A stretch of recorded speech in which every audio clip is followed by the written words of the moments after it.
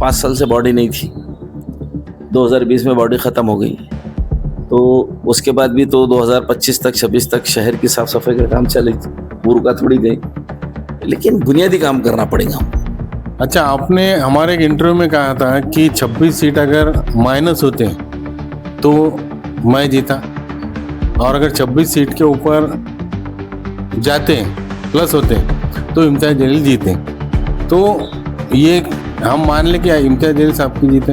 ये असद अवीसी साहब की काविशों का रिजल्ट है। ये हमने हिंदुस्तान में सबसे महंगा पानी खरीदा, यानी कि 10 दिन में एक बार पानी आ रहा और 4,000 रुपये पानी पट्टी दी जाती है। बारिश है खासतौर से MIM के कारपोरेटर से कि 2,000 किलोमीटर की जो पानी की पाइपलाइन का काम चालू था, जो 3,000 करोड़ रुपए की योजना है। गाना ऐसा ये भी बज रहा है कि जिस तरह से इलेक्शन चुनने के आने के बाद में कि बाप तो बाप रहेगा, बाप तो बाप रहेगा, जनता बाप है या फिर ये बाप? नहीं, देखिए ये सारी बदतमीजी की बातें हैं।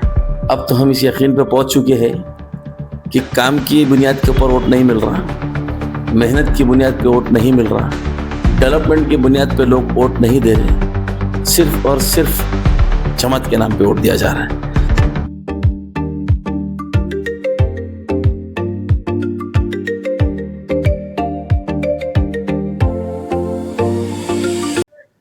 अस्सलाम वालेकुम दोस्तों, जय हिंद। मैं हूं रहीम पठान। आप सभी देख रहे हैं गली से लेके दिल्ली तक।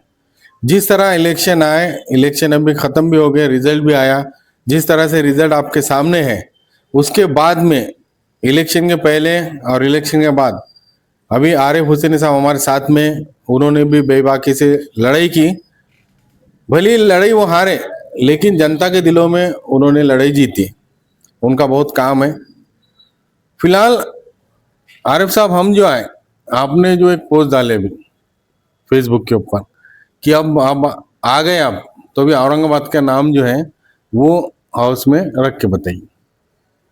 देखिए, वो डालने की वजह ये है कि शिवसेना ने सबसे पहले जब ये नफरत की राजनीति चली तो उन्होंने पहला प्रस्ताव कॉरपोरेशन की जनरल बॉडी मीटिंग के अंदर ही पास कराया था। जब 88 के अंदर उनकी पहली बॉडी आई थी, उस बॉडी के अंदर उन्होंने इस प्रस्ताव को पास किया और मुसलसल इस तहरीक को चलाया उन्होंने।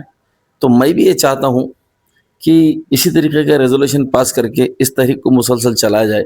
आज नहीं तो कल सियासी हालत बदल सकते हैं, और जिस वक्त भी ऐसे सेकुलर जहन रखने वाली जमातें अगर स्टेट गवर्नमेंट में और सेंट्रल गवर्नमेंट में आ जाए तो हमारा काम बन सकता है और काम हो सकता है। तो ये क्या आवाज़ उठाने के बाद में क्या ये नाम वापस चेंज हो सकता है? नहीं, मैं वही तो कह रहा हूँ आपको कि सबसे पहला रेजोल्यूशन आपको यहीं से पास करना पड़ेगा, कॉरपोरेशन से। उसके बाद में आपको इसकी वैधानिक कार्रवाई के लिए गवर्नमेंट ऑफ महाराष्ट्र को भेजना पड़ेगा। लेकिन चूंकि अभी वो जहनीत के लोग नहीं हैं जो ये काम कर सके, तो अगर सेकुलर जमातें बनती है, वो सियासी हालत बनते हैं और स्टेट गवर्नमेंट में और सेंट्रल गवर्नमेंट में अगर सेकुलर जमातें आती है तो मुमकिन है कि ये काम हो सकता है। अभी जिस तरह से ये जो नए नगर सेवक चुन के आए और आते के साथ काम भी चालू कर दिया उन्होंने, कई जगह पे साफ सफाई का काम अच्छा चालू है, तो क्या लगता है आपको जिस तरह से इन्होंने स्टार्ट किया, तो ये स्टार्ट चालू रहेगा या आगे चल के कुछ? नहीं, क्योंकि 5 साल बाकी है अभी। देखिए 5 साल से बॉडी नहीं थी, 2020 में बॉडी ख़त्म हो गई। तो उसके बाद भी तो 2025 तक 26 तक शहर की साफ़ सफाई का काम चले, वो रुका थोड़ी गई, लेकिन बुनियादी काम करना पड़ेगा। हमारी लड़ाई है बुनियादी कामों की। ये साफ़ सफाई के लिए पूरे लेबर लगे हुए हैं, कचरा उठाने के लिए भी लेबर लगे हुए। ठीक है, कहीं अगर देर सवेर होती है तो उसके अंदर मुदाखलत करना पड़ती है, लेकिन हम ठोस काम पे नज़र रखनी चाहिए। अच्छा, आपने हमारे एक इंटरव्यू में कहा था कि 26 सीट अगर माइनस होते तो मैं जीता, और अगर 26 सीट के ऊपर जाते प्लस होते तो इम्तियाज़ जलील जीते। तो ये हम मान लें कि इम्तियाज़ जलील साहब की जीते। ये असद अवीसी साहब की काविशों का रिजल्ट है। ये अकबर अवीसी साहब की मेहनतों का नतीजा है। और जो जितने उम्मीदवारों को टिकट दिए गए, वो बेचारों से कभी जाके पूछो कि कितनी मेहनत और जद्दोजहद की उन्होंने और क्या क्या खोया ये मुकाम पाने तक, तब पता चल जाएगा कि ये मैंडेट कैसा है। अच्छा, आवाम में ये भी है कि आरिफ हुसैन साहब ने जो है ना अच्छी लड़ाई लड़ी, लेकिन वो मराठी में बोलते हैं ना कि मोड़नार पण वाकणार नहीं। इस तरह का आपका एक रुझान रहा है। नहीं, मैंने ज़ाती तौर पे इलेक्शन नहीं लड़ा, इत्तेहाद पैनल खड़ा किया गया था, उसको मेरा पूरा ताउन था और मेरी बहन जो है तो महिला ज़िमरे से लड़ रही थी, मैं उसको मदद कर रहा था। क्यों तो मैं डायरेक्ट इंतखाबी मैदान में मैं नहीं था।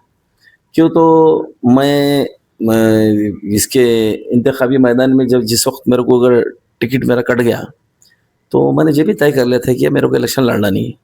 और आपने देखा होगा कि जिस दिन इन्होंने यादी शाये किए, तो उस दिन मेरे मेरे ख़यालात, मेरे नज़रियात, मेरी सारी चीज़ें मैंने सामने ला ली थी।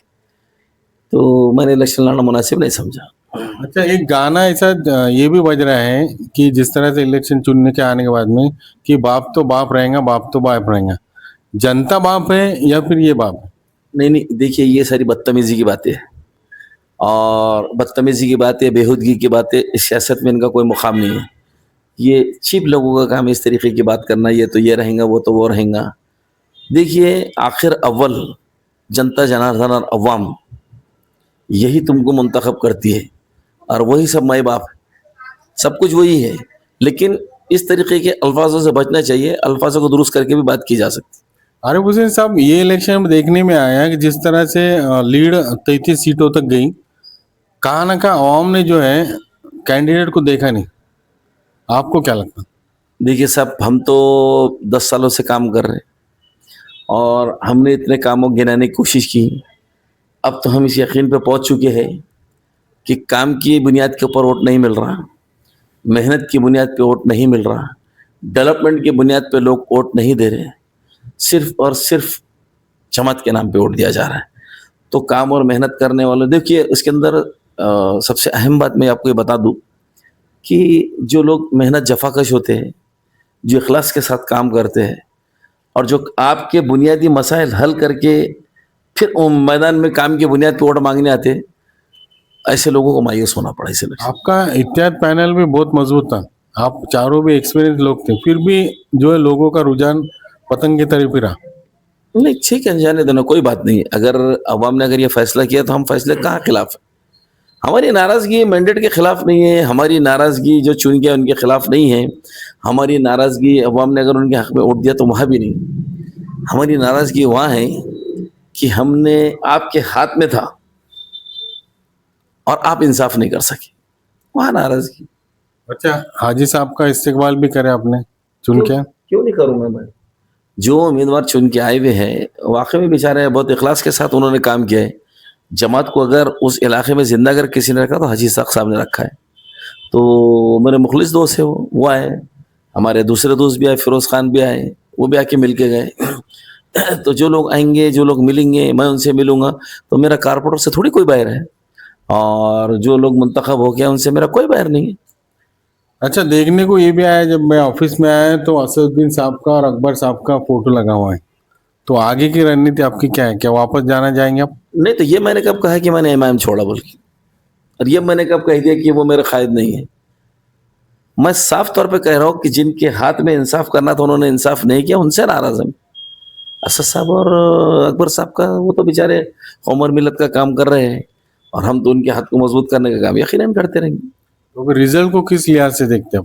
ये जो नहीं, ये तो अवाम का मैंडेट है, ये असद साहब के ऊपर उनका पूरा एतमाद है, अकबर अवैसी साहब पे उनका पूरा एतमाद है कि वो पूरे मुल्क भर के अंदर जिस किस्म के दौरे करके हमको एक सियासी क़ुव्वत और एक ताकत बख्शने की जो जद्दोजहद कर रहे हैं, तो उस हक़ में किया हुआ मैंडेट है। अभी न्यूज़ भी आई कि पंचायत भी लड़ाना चाह रहे हैं एमआईएम वाले, जिला परिषद भी लड़ाना चाह रहे हैं। तो आपको क्या लगता? नहीं, बिल्कुल लड़ाना चाहिए। अगर हमारा संगठन मजबूत है और वहाँ पर अगर हमको ऐसी उम्मीद है कि वहाँ पर हम लड़के हम वहाँ पर टक्कर दे सकते हैं और मुकाबला कर सकते हैं, तो क्यों नहीं लड़ना चाहिए, बिल्कुल लड़ना चाहिए। आप प्रवक्ता थे, आपको भी बोल सकते थे कि भाई टीम में शामिल हो जाओ। नहीं साहब, अब ये बातें कहाँ रही हो। जब नाइंसाफिया हो जाती है तो फिर वो कहते हैं ना कि वो क्या कहते हैं उसको कि चश्मपोशी की जाती है, नज़रअंदाज कर दिया जाता है। और अक्सर ऐसा होता है कि मेहनत करने वालों के हिस्से में ज़्यादातर मायूसी आ जाती है। अभी जो विकास होने वाला है, लोगों ने इनका विकास कर लिया, जितने भी नगर सेवक आए, वो चाहे बीजेपी के हो, राष्ट्रवादी के हो, एमआईएम के हो या फिर दिगर पार्टी को, तो अब ये क्या आने के बाद में ये पब्लिक का विकास करेंगे? नहीं, आने वाले जो नए कॉरपोरेटर हैं, इनसे मेरी ख़ास तौर से गुजारिश है, ख़ास तौर से एमआईएम के कॉरपोरेटर से, कि 2000 किलोमीटर की जो पानी की लाइन पाइपलाइन का काम चालू था, जो 3000 करोड़ रुपए की योजना है, देखो जीवीपीआर कंपनी ने ये पूरे न्यू औरंगाबाद के अंदर पूरा काम कर ली। अब बचा है 800-900 किलोमीटर काम। तो बेगमपुरे से लेके तो आज़ाद चौक तक और बाईजीपुरे से लेके तो आपको ये पूरे जितने ओल्ड औरंगाबाद का एरिया है, इसके अंदर ये काम करवाना इनकी पहली जिम्मेदारी है। और फर्स्ट प्रायोरिटी के ऊपर पहली मीटिंग के अंदर उन्हें ये बात करनी चाहिए कि ओल्ड सिटी के अंदर क्यों नजरअंदाज किया गया इस काम करने के लिए। 54 टाकियां बनानी है पानी की, जिसमें से 8 से 9 टाकियां इन्होंने बनाई। तो ये काम में तेजी लाने की जिम्मेदारी इनकी है। और सबसे खास बात कि पानी को किसी भी कीमत में महंगा नहीं होने देना। क्यों? तो शहर औरंगाबाद की जनता ने, अवाम ने हिंदुस्तान में सबसे महंगा पानी खरीदा, यानी कि 10 दिन में एक बार पानी आ रहा और 4000 रुपये पानी पट्टी दी जाती थी। तो हमारी ये सोच थी, हमने इत्तेहाद पैनल की जानिब से ये बात भी रखी थी सामने कि 100 रुपये महीना यानी कि 1200 रुपये साल, इतना टैक्स ये कर सकते। क्यों? तो बहुत अच्छी स्ट्रेंथ आई हुई है, प्रस्ताव रख के लोगों के हित में काम किया जा सकता और पानी कम से कम 2 दिन मिलना चाहिए, मिल सकता। क्यों? तो देखिए पैटर्न के डैम में पानी है, लेकिन ये जिस तरीके का ये जो नियोजन किया जा रहा है, यानी कि जिस तरीके का काम किया जा रहा है, ये बड़ी सुस्त रवि से किया जा रहा है और ओल्ड सिटी को यानी कि ओल्ड औरंगाबाद को पूरी तरीके से नजरअंदाज किया गया है। तो मेरा ये कहना है कि इस बॉडी से कि अगर इन्होंने पानी के ऊपर थोड़ा ध्यान दिया और इसको जल्द से जल्द पूरा कराया तो ये बहुत बड़ा काम होगा लोगों का। जैसा कि आपने इत्तेहाद पैनल खड़ा किया था चारों लोगों ने, तो आवाम का ये भी सोचना था कि एमआईएम के विरोध में आप लोग खड़े थे। नहीं, एमआईएम के विरोध में थोड़े हम हमारे हक के लिए खड़े थे। हम काम की बुनियाद पे जो, तो देखो अयूब साहब से वादा किया गया था, उनको टिकट नहीं दिया गया। उसी तरह पप्पू गाजी सादुद्दीन साहब को वादा किया गया था, उनको टिकट नहीं दिया गया। एजाज जैदी साहब जो बेचारे शिया बिरादरी से आते, हर बार उनके वोट लिया गया, उनसे वादा किया टिकट देने के लिए। तो ये पूरे नाराज लोग थे और ये अपनी नाराजगी दर्ज कराने के लिए खड़े थे। फिर आगे की रणनीति आपकी क्या रहेगी? नहीं, इंशाल्लाह हम काम करते रहेंगे। काम फिर देखिए, हमारे पास में जो तजुर्बा है, हमारे पास में जो सलाहियत है और जो काम करने का हमको अनुभव है, वो थोड़ी कोई छीन सकता हमसे। तो इंशाल्लाह हम बॉडी में अगर नहीं भी रहे तो हम बाहर से वो चमत्कार दिखा सकते जो अंदर से भी नहीं देख सकते कोई। तो कैसे करेंगे आप? अगर एमआईएम में अगर बॉडी में रहेंगे नहीं आप, तो कैसे काम करेंगे मुझे क्यों बताइए। नहीं करेंगे? जितने कारपोरेटर चुन के आए हुए उनके साथ सलाह मशवरा करेंगे। आप मतलब छोड़ना भी नहीं चाहते और रहना भी नहीं चाहते, ऐसा मसला है? क्या मेरे को हक नहीं है मेरी नाराजगी जाहिर करने का? क्या हक नहीं है मेरे को ये नाराजगी जाहिर करने का? तो नाराजगी जाहिर करने का आपको हक है, मगर सुनने का हक? नहीं, देखिए अगर आपने कान बंद कर लिया तो कोई बात नहीं, लेकिन हमने हमारी नाराजगी दर्ज करा दी है और तरक्की के कामों के अंदर इंशाल्लाह हम बिल्कुल पेश पेश रहने वाले, हम रुकने वाले नहीं, ना हमको कोई रोक सकता। मतलब आप नहीं रह के भी आवाम का काम पूरा करेंगे? क्यों नहीं करेंगे भाई? अवामी तो है, अवाम के काम करते रहेंगे तो अवाम के बीच में रहेंगे, वरना हाशिए पे चले जाएंगे। ये थे हमारे साथ में इलेक्शन के बाद और इलेक्शन के अभी रिजल्ट के बाद आरिफ हुसैनी साहब, जो कि अपनी आवाज़ बेबाक से रखते और सीधी और साफ सुथरी बात कहते।